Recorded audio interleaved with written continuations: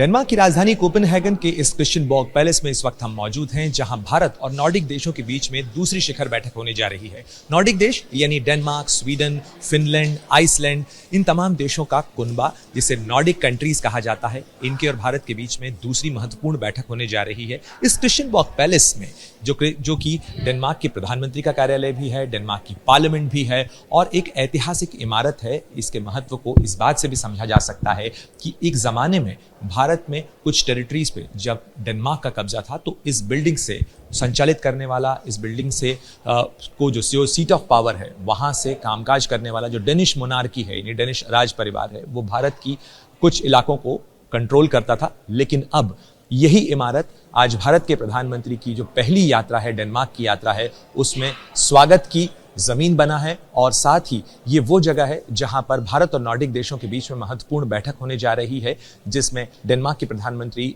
मेटे Frederiksen, इसके अलावा Finland के प्रधानमंत्री सना मारिन और स्वीडिश प्रधानमंत्री, नॉर्वे के प्रधानमंत्री, इन तमाम नेताओं के साथ में मुलाकात होगी। नॉर्डिक कंट्रीज के साथ भारत का कारोबार करीब करीब 13 अरब डॉलर का कारोबार है। साथ ही भारत इस वक्त दुनिया की तेजी से बढ़ती हुई अर्थव्यवस्था है। साथ ही इन तमाम देशों को बहुत सी सारी संभावनाएं जो हैं वो भारत में इस समय नजर आ रही है, इसलिए वो भारत के साथ अपने कारोबार को बढ़ाना चाहते हैं। ग्रीन टेक्नोलॉजीज, क्लीन टेक्नोलॉजीज और जो तमाम न्यू टेक्नोलॉजीज हैं उसमें भारत के साथ साझेदारी करना चाहते हैं। इन देशों के पास तकनीक है तो भारत के पास क्षमता है उस तकनीक को विकसित करने की, उसे आगे ले जाने की, उसे कमर्शलाइज करने की। यानी भारत का मैन पावर और इन देशों की तकनीक अगर साथ मिल जाते हैं तो समाधान के रास्ते ज़्यादा आसान हो जाते हैं। और यही वजह है कि ये नॉर्डिक कंट्रीज़ भारत के साथ FTA करना चाहते हैं, फ्री ट्रेड एग्रीमेंट करना चाहते हैं और बहुत सारी संभावनाएं इन देशों के भारत में निवेश की भी हो सकती हैं, क्योंकि इन देशों के पास सोशल सिक्योरिटी फंड